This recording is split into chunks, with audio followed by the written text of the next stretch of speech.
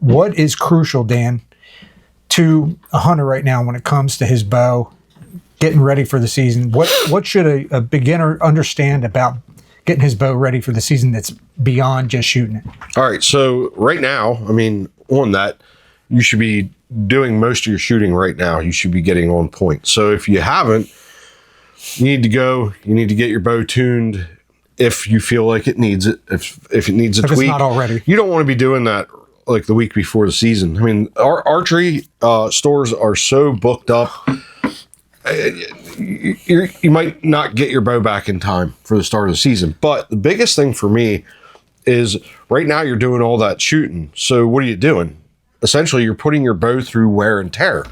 Okay, so if you're shooting 100 arrows a day, think about what that cycle and that when you release that, impact and vibration that's going through your limbs and everything. So right now you got to really keep up with waxing your string. After a 100-shot session, grab that Allen wrench, go over your bolts. Just make sure that they're snug and they're not loosening up on you. Don't over tighten. Don't over tighten. You don't want a catastrophic event to take place because of negligence. You got to look over your gear, and I have been guilty of this, and luckily I haven't had anything happen. Nothing short of my sight loosening up and having to get a couple shots out just to make sure that it was right back to where it was. But it's simple things like that.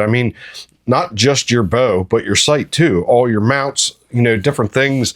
I used to be a guy that had the detachable quiver.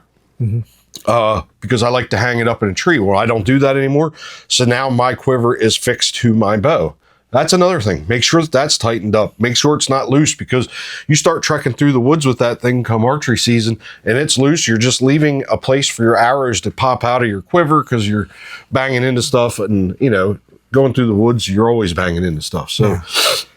I do take my quiver off still. You still do? Well, you're hunting out of a tree, so you're kind of minimalizing your thing. But absolutely, it's too much. Too much. The way I hang my bow with a saddle, or even when I'm in a tree, hang on tree stand, the way I have it, I need to minimize that bulk of that bow. I get that.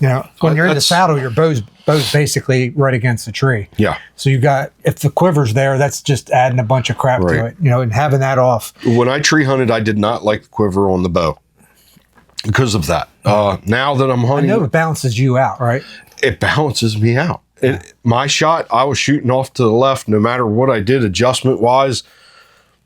Stabilizer, all that. Natural, what do you call it? A natural torque for torque. Yes. And it's different for me with this Elite that I'm shooting now versus what it was with my Bowtech. My Bowtech, I never had that issue. Not even once. And, talking to guys at work and just kind of working through the problem, the guy was like, well, when you shot it in, you had your quiver on, right? And I'm like, yeah. He's like, well, why are you taking it off? I'm like, you know what? I don't know. So I put the quiver back on, started shooting again, and I'll be damned if that didn't eradicate any of my tilt that I had going on, my pulling. So what's funny about that? What's that?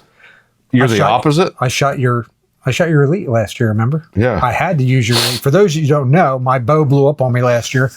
I was shooting a 2022 Bear Alaskan, and it literally came apart on me as I was prepping for a week-long series of hunts. He was coming in as I was leaving base camp there, and he calls me. He must have went in town. He's like, Dan, you ain't gonna believe what happened. Blah, blah, blah, blah. Moral of the story is I left my bow there because I was going back up in 2 days. And I said, hey, man, you're the same draw length as me, same everything. My bow's there. Go shoot a couple hours, see if it works for you. If it does, it's yours for the rest of the season. I'll just use my crossbow. We were late in the season anyway. It was 2 more weeks of hunting left. And I said, I want you in the woods, so yeah. And what's remarkable about this is I picked it up. I did not have the quiver on it, right? It took the quiver because you have different arrows. And I shot my arrows through it. And first arrow at 20 yards, dead in the bullseye. And I shot like 6 more. They were all in the bullseye. And I was like, I text Dan. I said, I can't believe this. I'm going to shoot. And I end up shooting like, I don't know, 20 more arrows or Right. something like that. And I said, I'm freaking drilling it. And, I didn't have to change anything with your sights or anything, because that's one of the things I was worried about. I didn't want to change anything on his bow. And I was like, dang, if I have to get this, I'm going to have to change something. I don't want to do that. Yeah. And I didn't have to change a thing. And that, I mean, when It was a miracle, when really. did that ever happen? Yeah, yeah. When did that ever happen? And the great thing is, I mean, I shouldn't say the great thing. The unfortunate thing is you didn't get an opportunity to shoot it I know. at an animal. Yeah. I did have that 6 point that came in on me. But anyway. But yeah, that was really cool. But so, like, moral of the story is really keep an eye on your gear. Hey, if you like that clip and you want to see more, go down in the description below. I have a link there. Take you right to the full podcast. You can watch it. If you want to see even more, go to the Everday Bow Hunter channel, also linked below, and you can see all our great content. I got tons of videos there, and I got a lot more coming. So go there, subscribe, and we'll see you next time.